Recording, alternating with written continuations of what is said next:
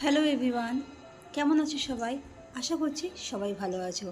আজকে খুব সহজ পদ্ধতিতে চিকেনের স্যুপের রেসিপি দেখাবো। এখন তো বর্ষাকাল, এই বর্ষার সময় সবার বাড়িতে সর্দি কাশি লেগে থাকে, তার সাথে মুখের অরুচি। এই জন্য এইভাবে চিকেনের স্যুপ তৈরি করে দেখো, খেতে কিন্তু অসাধারণ লাগে। একটা বড় বাটির মধ্যে বেশ কিছুটা জল দিয়ে দেবো আর বোনলেস চিকেনগুলো দিয়ে দেবো। আমি এখানে 250 গ্রামের মতন বোনলেস চিকেন ভালো করে ধুয়ে কড়াইতে বা বাটির মধ্যে সেদ্ধ করতে দিয়ে দেবো।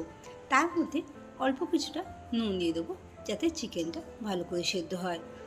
এখানে আমি বোনলেস চিকেনটা দিয়েছি, আপনারা চাইলে লেগ পিসের চিকেন দিতে পারেন। নুন দিয়ে চিকেনটাকে 10 থেকে 15 মিনিটের জন্য সেদ্ধ করে নেব। অন্যদিকে একটা ফ্রাইং প্যানের মধ্যে অল্প কিছুটা রিফাইন অয়েল দিয়ে দেবো বা সাদা তেল। তেলের জায়গায় আপনারা বাটারটা ইউজ করতে পারেন।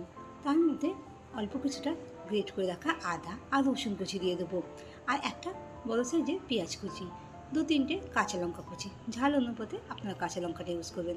হালকা সব সবজিগুলোকে ভাজা করে নেবো আর গ্রেট করে রাখা গাজর দিয়ে দেবো। গাজরটা আমি গ্রেট করে নিয়েছিলাম, থাকার সম্ভাবনা থাকে। সামান্য একটু নুন দিয়ে গাজর আর পেঁয়াজগুলো ভেজে নেব। যতক্ষণে চিকেনটা সেদ্ধ হচ্ছে আর সবজিগুলো ভাজা হচ্ছে, একটা বাটির মধ্যে সামান্য কিছুটা জলের মধ্যে 2 চামচের মতন কর্নফ্লাওয়ার দিয়ে দেবো। কর্নফ্লাওয়ারটাকে ভালো করে গুলে নেব। এরপর যে সেদ্ধ করে রাখা চিকেনগুলো আছে, সেই চিকেনগুলোকে ভালো করে ছাড়িয়ে নেব যাতে হাড়গুলো না থাকে। আমি এভাবে সবগুলোকে ছোটো ছোটো করে ছিঁড়ে নিয়েছিলাম। সেম একইভাবে সব চিকেনগুলোকে ছিঁড়ে নেব। বাড়িতে একবার এই সহজ পদ্ধতি তৈরি করে দেখতে পারো। আর খেতে কেমন হয়েছে কমেন্ট বক্সে জানাতে ভুলো না। আর ভিডিওটা প্রথম দেখলে লাইক আর সাবস্ক্রাইব করা অনুরোধ রইল।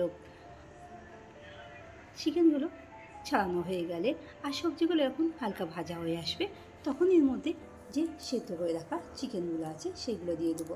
হালকা মশলাগুলোকে নাড়াচাড়া করে নেবো।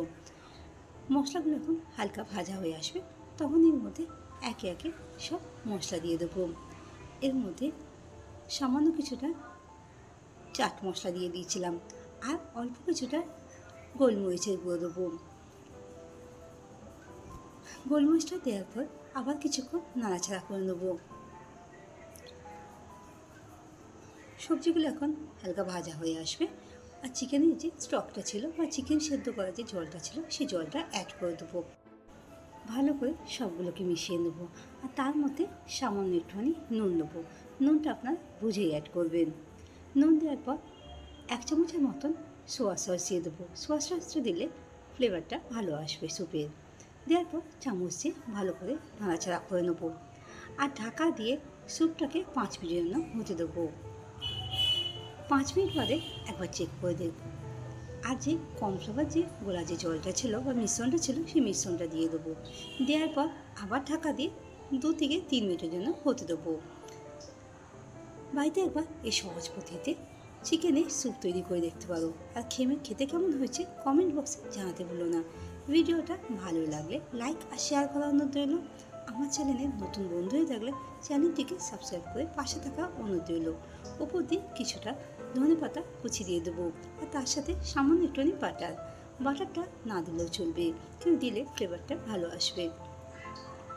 আর অল্প কিছুটা পাতিলেবুর রস দেবো যাতে স্যুপটা একটু টকটক হবে, খেতে একটু অন্যরকম লাগবে। ধন্যবাদ সবাইকে পাশে থাকার জন্য। দেখা হবে খুব তাড়াতাড়ি নতুন একটা রেসিপি নিয়ে। সার্ভ করুন পাউরুটির সাথে বা ব্রেডের সাথে, খেতে কিন্তু অসাধারণ।